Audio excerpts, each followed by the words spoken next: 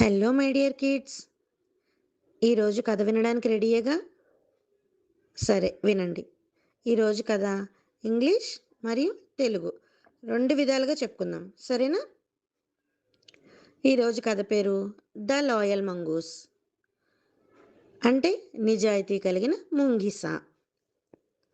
Once there lived a farmer and his wife. ఒక ఊరిలో ఒక రైతు ఆయన భార్య నివసిస్తున్నారు. They had a little son. వాళ్ళకి ఒక చిన్న బాబు ఉన్నాడు. The farmer had a pet mongoose. ఆ రైతు ఒక ముంగిసని పెంచుకుంటున్నారు. The little boy and the mongoose were fond of each other.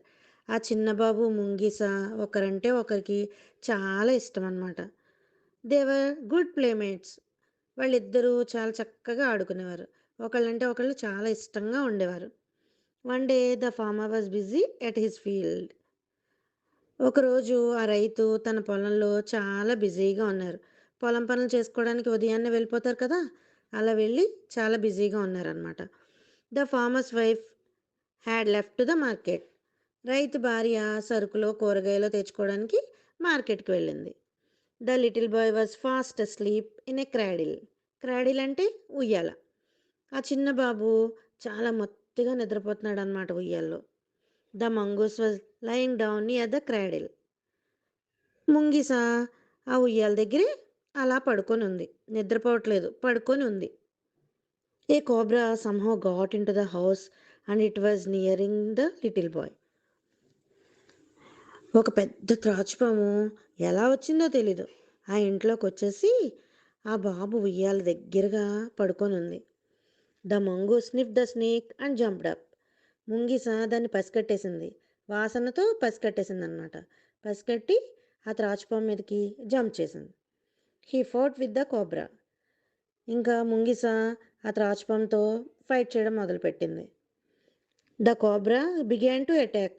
మరి ముంగిస దాడి చేస్తే త్రాచుపాము ఊరుకోదు కదా, త్రాచుపాము కూడా ముంగిసని అటాక్ చేయడం మొదలుపెట్టింది.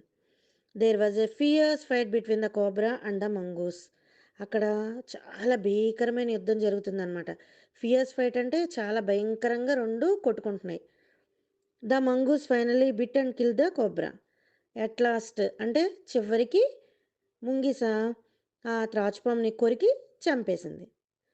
The mongoose saw the farmer's wife returning from market.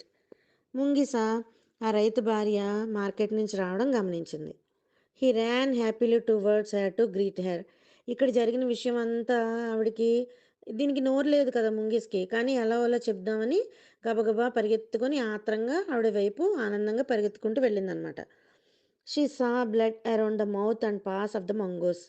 ఆవిడ ఏం చేసింది, ఆ ముంగిసకి నోటి చుట్టూత త్రాచుపాము చంపిన రక్తం ఉంది కదా, ఆ త్రాచుపాము రక్తం నోటికి అంటుకొని ఉంది. దాని కాళ్ళకి మూతికి ఉన్న రక్తాన్ని చూసింది. The farmer's wife thought that the mongoose had attacked her son. ఆ రైతు భార్య అనుకుందంట, ఈ ముంగిస తన కొడుకుని చంపేసిందేమో, అటాక్ చేసిందేమో తన కొడుకు మీద అనుకుంది. The farmer's wife took a long stick and gave heavy blows on the mongoose and then ran into the house. ఆ రైతు భార్య ఏం చేసింది, పెద్ద స్టిక్ తీసుకొని ఆ ముంగిస వీపు మీద దబదబా కొట్టేసింది అనమాట. చాలా గట్టిగా కొట్టేసింది. కొట్టేసి ఇంకా పరిగెత్తుకొని ఇంట్లోకి వెళ్ళిపోయింది. వెళ్ళి she was shocked to see a dead cobra lying on the floor near her sun.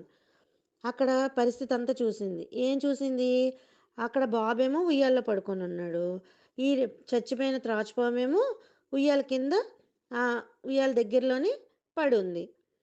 Now she realised her mistake. ఇప్పుడు ఆవిడ తప్పు ఆవిడకి అర్థమైంది. ఏమర్థమైంది, అనవసరంగా తొందరపడి ముంగిసను కొట్టేశానే అని అర్థమైంది. ఆ ముంగిస కాదు నా కొడుకుని చంపింది, త్రాచుపామే చంపింది అని ఇప్పుడు తెలుసుకుంది. హర్ సారో న్యూ నో బౌండ్స్.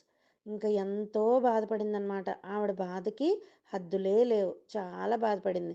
ఎందుకంటే ముంగిసను కూడా వాళ్ళు చాలా ప్రేమగా పెంచుకున్నారు కదా, కానీ కొడుకుని చంపేసిందేమో అని ఊహించుకొని ముంగిసని కొట్టేసింది ఆవిడ. అప్పుడు ముంగిస కూడా చాలా చనిపోయే ఉంటుంది ఆ దెబ్బలకి. అంటే దీనివల్ల మీకు ఏమర్థమైంది, ఏదైనా విషయం చూసినా విన్నా గబగబా రియాక్ట్ అయిపోకూడదు. ఫస్ట్ అక్కడ జరిగిన విషయం ఏంటో తెలుసుకొని అప్పుడు రియాక్ట్ అవ్వాలి. అర్థమైందా పిల్లలు? ఓకే, ఇంకా బజ్జోండి. బాయ్.